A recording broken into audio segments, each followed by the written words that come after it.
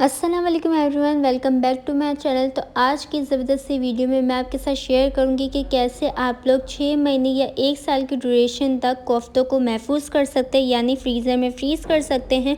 और जो लोग इनका बिज़नेस स्टार्ट करना चाह रहे हैं, यानी फ़्रोज़न आइटम का बिज़नेस स्टार्ट करना चाह रहे हैं, वो कैसे घर पर ये ज़बरदस्त से कोफ्ते बनाकर सेल कर सकते हैं। तो छोटी छोटी सी कुछ टिप्स हैं जो मैं आप लोगों के साथ शेयर करूंगी, तो उसको देखने के लिए वीडियो को एंड तक ज़रूर देखिएगा। आइए रेसिपी स्टार्ट करते हैं। फ्रोज़न कोफ्ते बनाने के लिए सबसे पहले हम कुछ इंग्रेडिएंट को ग्राइंड करेंगे, तो उसकी मैं आपको लिस्ट बता देती हूँ। यहाँ पर मैंने हाफ़ मीडियम साइज़ की प्याज ली, जिसे मैंने पीसेस में कट कर लिया। ये बहुत ज़्यादा जूसी प्याज नहीं थी। अगर आप जिस प्याज को कट कर रहे हो बहुत ज़्यादा जूसी, तो आप पहले से ग्राइंडर में ग्राइंड करके उसका जूस एक्सट्रैक्ट कर लें, क्योंकि हमें बाइंडिंग में ये चीज़ें प्रॉब्लम क्रिएट कर सकती हैं। 10 अदद मैंने हरी मिर्चें ली हैं मीडियम साइज़ की, हम वो ऐड करेंगे।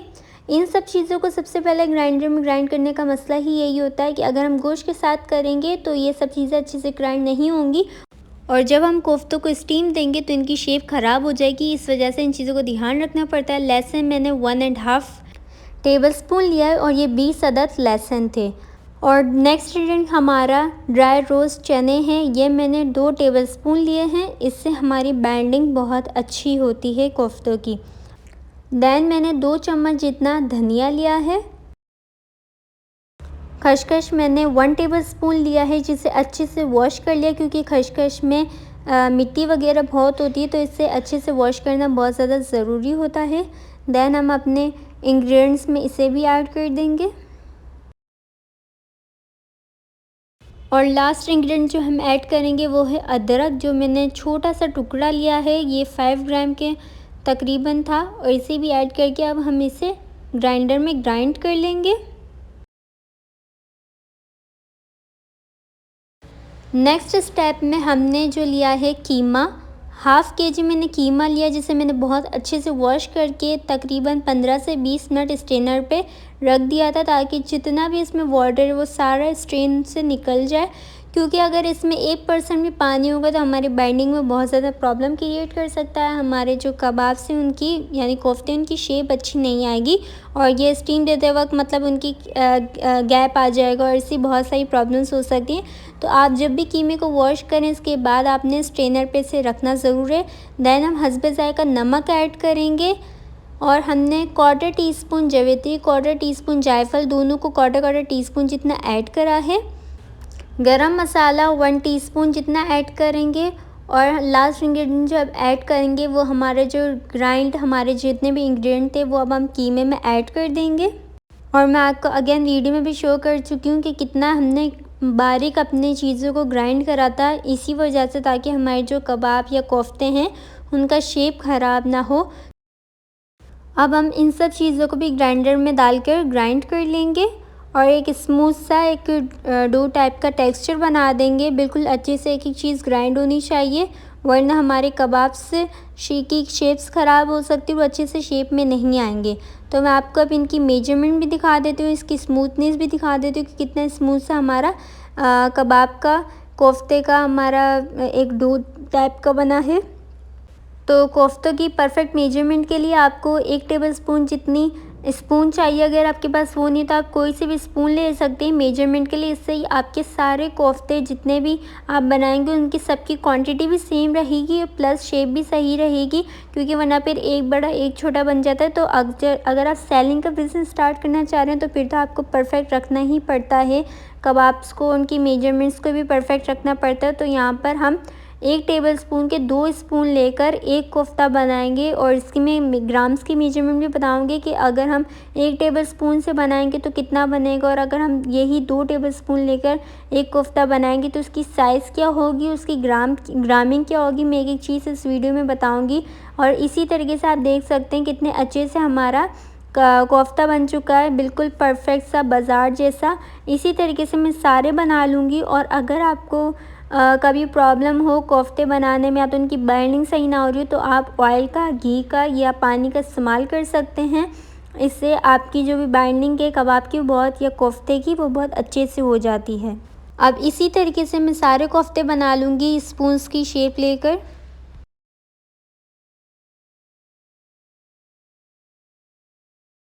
तो यहाँ पर मैं आपको कोफ्ते की मेजरमेंट बता देती हूँ कि जो हमने 2 स्पून से एक कोफ्ता बनाया था उसकी मेजरमेंट 35 ग्राम आ रही है, और जो हमने एक सिंगल स्कूप से कोफ्ता बनाया था उसकी मेजरमेंट अराउंड 23 आ रही है। तो आप देख सकते हैं डिफरेंस कितना है इन दोनों के दरमियान। और अगर आप छोटी साइज़ की भी बना सकते हैं और 35 ग्राम की बना सकते हैं, जो आपको ज़्यादा बेनिफिशियल रहे। अगर आप सेलिंग के लिए यूज़ कर रहे हैं ये मेथड, तो सेलिंग के लिए भी बहुत ज़्यादा बेस्ट है, और अगर आप फ्रोज़ अपने घर के लिए खुद के लिए फ्रोज़ करके रख रहे हैं तो वो भी बेस्ट है। आपके कबाब बिल्कुल भी कोफ्ते वो शेप भी ख़राब नहीं होती और बिल्कुल क्रम्बल भी नहीं होते। अब हम डिस्कस कर लेते हैं कि हम कोफ्तों को स्टीम कैसे देंगे। तो आप किसी भी शेप का यूटेंसिल यूज़ कर सकते हैं। जस्ट आपको ध्यान ये रखना है कि आप जो स्टीम का स्ट्रेनर यूज़ कर रहे हैं वो इजीली उसमें आ रहा है कि नहीं आ रहा। अब आप देख सकते हैं मैंने कोई इतना बड़े साइज़ का यूटेंसिल नहीं लिया, और आपने एक लिड ले लेना है। इस तरीके से मैंने ग्लास लिड ले लिया है। तो मैंने इस यूटेंसिल में सिर्फ इतना ही पानी डाला कि बस एक अच्छा सा स्टीम आ जाए इसमें। बहुत ज़्यादा अपने फुल नहीं भरना, जस्ट आप क्वार्टर भी भर देंगे तो बस वो स्टीम के लिए बहुत है। देन मैंने इसे कवर कर दिया था हल्का सा। जब आपके वाटर में बॉयल आ जाए देन आपने कोफ्ते रखने, बस ऐसे ही आपने रख के कोफ्ते नहीं रख देने। छोटी सी इस चीज़ का ध्यान रखना है आपने।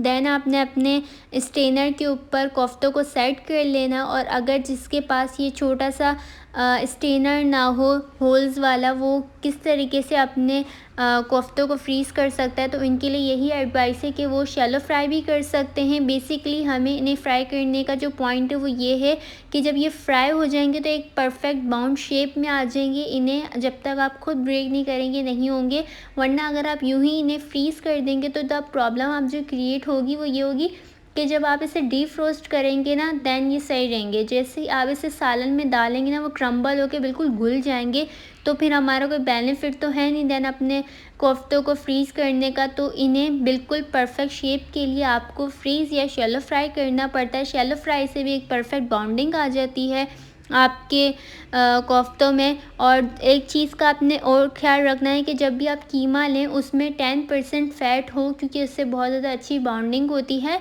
हमारे जितने कबाब बना रहे हो आप, कोफ्ते बना रहे हो, जितने भी बाइंडिंग वाली आइटम्स बनते हैं उसमें फ़ैट होना ज़रूरी होता है। देन आपने इसको 8 to 10 मिनट्स तक स्टीम देना है। जैसे ही आपका कलर चेंज हो जाए कोफ्तों का, आपने इसको 1-2 मिनट्स और स्टीम देना है। देन आपने स्टीम बस आपने फ्लेम ऑफ कर दी ना, और ये परफेक्टली आपके स्टीम हो चुके हैं फ्रीज़ होने के लिए। जैसे ये रूम टेम्परेचर पे आए आप इन्हें फ्रीज़ कर सकते हैं। तो इन्हें मैं फ्रीज़ करने का 2 मेथड बता देती हूँ कि अगर आपको बल्क क्वांटिटी में इन्हें फ्रीज़ करना है और आपके स्पेस कम है, लाइक अगर आपको कि मैं एक के ऊपर एक अभी नहीं रखना चाह रही आपकी क्वांटिटी बहुत ज़्यादा, तो आप किसी भी थाल में इस तरीके से प्लेट में रख कर इन्हें फ्रीज़ कर सकते हैं। देन जब ये अच्छे से फ्रीज़ हो जाए तो आपने ज़िप लॉक बैग में इन्हें ज़िप करके फ्रोज़ कर सकते हैं। अगर आप डायरेक्टली भी ऐड कर देंगे तो कोई प्रॉब्लम नहीं है। उनमें बस बहुत ज़्यादा वेट नहीं रख दीजिएगा किसी भी चीज़ का अनटिल अनलेस ये बिल्कुल फ्रोज़ ना हो जाए। आप इसके ऊपर अगर इसी कोफ्तों का पैकेट है कुछ ऐसे लाइट वेट कुछ रखेंगे तो देन आपको कोई भी प्रॉब्लम नहीं है, आप इजीली रख सकते हैं। क्योंकि जब तक बिल्कुल फ्रोज़ नहीं होंगे इनकी अभी भी शेप टूट सकती है, क्योंकि ये बाइंडिंग तो बिल्कुल परफेक्ट से हो चुके हैं, लेकिन स्टिल अगर कोई बहुत ज़्यादा वेट उनके ऊपर पड़ेगा तो ये बिल्कुल दब जाएंगे और बिल्कुल ब्रेक हो जाएंगे। तो इस चीज़ का आपने थोड़ा सा ख्याल रखना है कि अगर आप बल्क क्वांटिटी में रख रहे हैं तो आप किसी थाल वगैरह में भी रख सकते हैं। एक दूसरे से अगर स्टिक भी हो जाए तो ये ईज़िली डीफ्रॉस्टिंग के टाइम आप इन्हें ब्रेक कर सकते हो। इनकी शेप वेप कुछ भी ख़राब नहीं होती। ये पर्सनल एक्सपीरियंस के बेसिस पे मैं ये रेसिपी शेयर कर रही हूँ। तो आप ऐसे कोई भी आइटम्स हो जिसमें थोड़ा सा स्टिक हो जाए तो इससे कोई प्रॉब्लम नहीं होती। वो डीफ्रॉस्टिंग के टाइम पे ही आप इसे अलग कर लेंगे तो देन वो फिर आप ऐसा रूम टेम्परेचर पर आ जाएँ फिर आप इन्हें ब्रेक कर रहे हो तो वो फिर शेप ख़राब कर देता है। जब ये डीफ्रोस्ट हो तो आप इन्हें एक दूसरे से अलग कर देंगे तो ये बिल्कुल भी शेप ख़राब नहीं करेंगे। और इस तरीके से आप इन्हें डायरेक्ट भी एक ज़िप लॉक बैग में डाल के फ्रीज़ कर सकते हैं। और आप इन्हें 6 मंथ to 1 ईयर तक इन्हें बिल्कुल सेव कर सकते हैं। बिकॉज़ जब हम फ्रीज़ करते हैं तो एक तो हमारे जितने भी इंग्रेडिएंट है वो सब कुक हैं। देन दूसरी बात यही है कि फ्रीज़र में रहते तो ये बिल्कुल ही ख़राब होने के चांसेस ही नहीं हो सकते। और आप ये देख सकते हैं कितने परफेक्टली हमारे बाज़ार जैसे कोफ्ते बने हैं। तो इस रेसिपी को ज़्यादा से ज़्यादा शेयर करिएगा, वीडियो को लाइक करिएगा और मेरे चैनल को सब्सक्राइब भी कीजिएगा। मैं आपको इसे सालन में भी कुक करके दिखाऊंगी कि किस तरीके से मैंने जब सालन में कुक करा तो आप देख सकते हैं बिल्कुल परफेक्ट बाज़ारी हमारे कोफ्ते की डिश लग रही थी।